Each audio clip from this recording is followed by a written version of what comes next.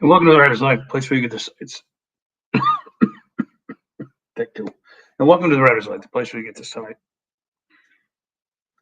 Take three. And welcome to the Writer's Life, the place where you get the sights, sounds, smells, tastes of my particular writer's life, where you get the truth about the writer's life. Subscribe if you haven't already. Punch the like button. Tap the bell for notifications so you don't miss out on a single uber exciting video. How exciting they are. They're probably more exciting when I'm skiing, right? They're doing something else. Action related, like tomb raiding. Don't forget to go to vinzandri.com. Pick up a bunch of paperbacks if you want, for all your loved ones. For Christmas, Hanukkah. Well, Hanukkah's right now, so you better get going on that. How long does Hanukkah last? I don't know. My daughter's Jewish. I should know this. 7 days? Is it 7 days? 9 days? Something like that. Anyway, it lasts a while.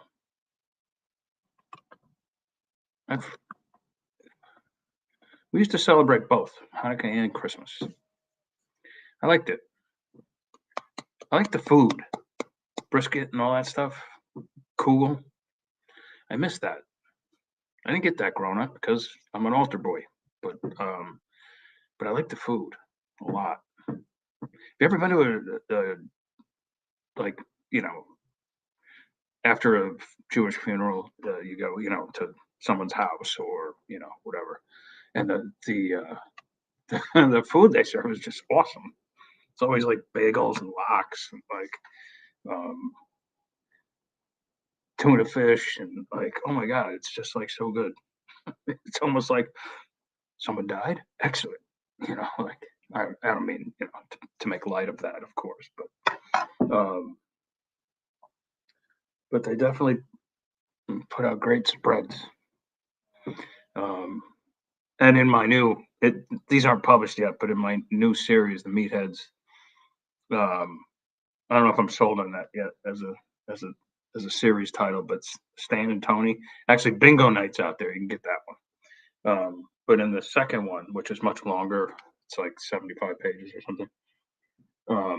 It starts out, they're like, I think I told you this, but they're always coming up with these stupid harebrained ideas to like get a freebie or to get rich or whatever, and just they're always losers in the end, right? Kind of like Dumb and Dumber, only even dumber. I guess that would make them right. So like I think it was Stan who came up with the idea. Like, look at all you got to do is look in the it in at the obits and see who died, and if it's like an Italian guy, like they're going to put out a great spread later on, like after the funeral's over, and you just sort of sneak in, and like pretend like the guy and own the joint, and and you stand in line and go to the buffet as many times as possible, and then you just sort of slip out. He's like, if you feel like maybe getting drunk at an Irish wedding, wait till an Irish person dies and go to that buffet later on and get drunk on Jameson and beer. Or if you feel like Polish food, wait till you find like a SKI who died, and go to that buffet. Anyway, of course, in the story I'm talking about, border crossings, they get nabbed while they got their cheeks stuffed with like meatballs and stuff like that. Anyway, speaking of publishing, did you notice like I cleaned up my act a little bit? I used my electric razor because it was getting a little unruly, so cleaned up a little bit.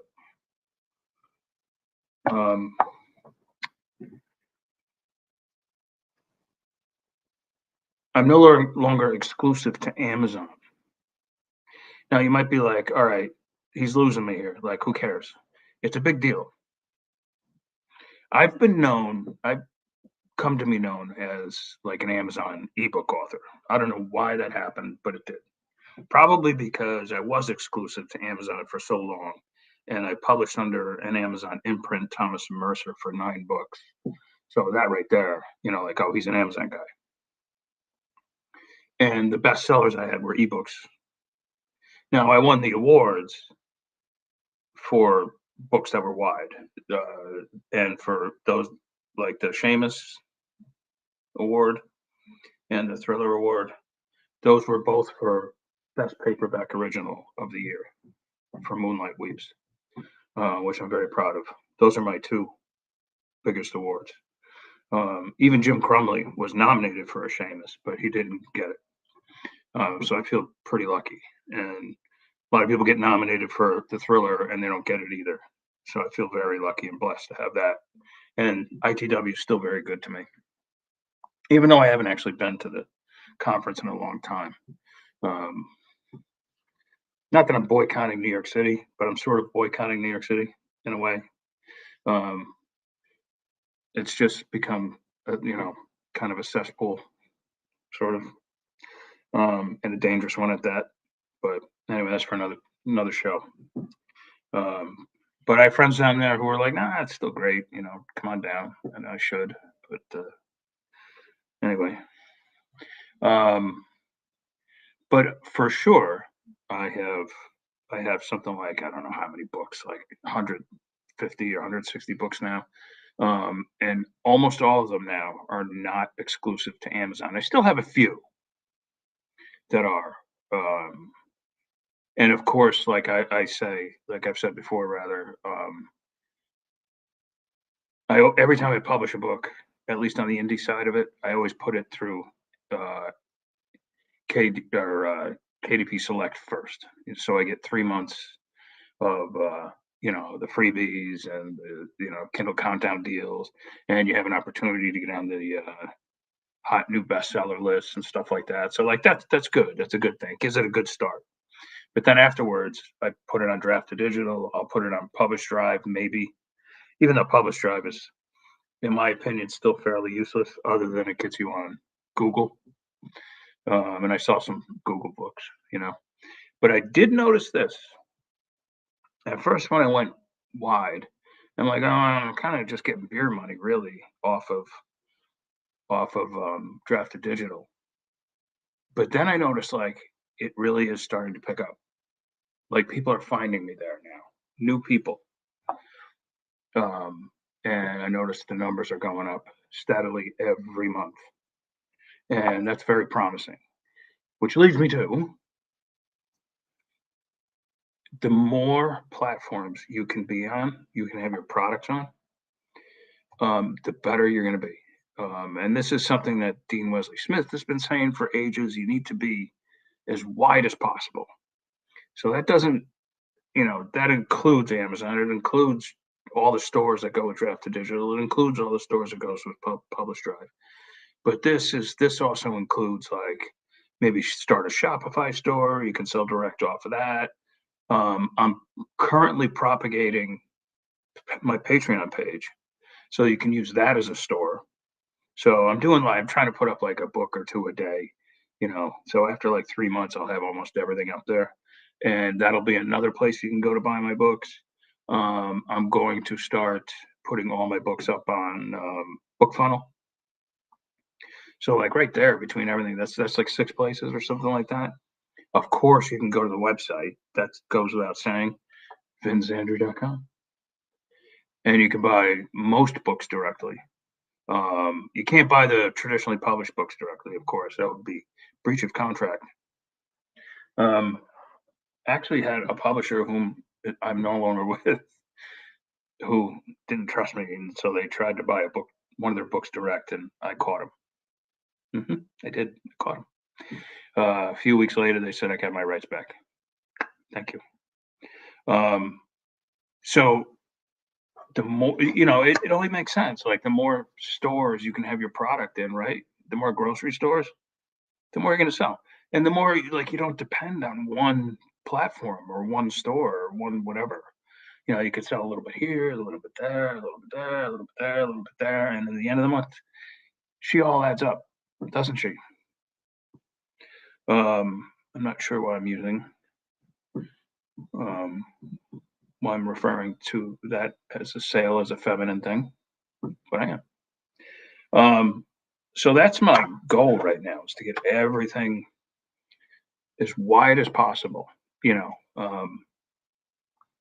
I'm getting reports now like I'm selling books on at stores I've never even heard of that are located like in, like in the stands or something like that.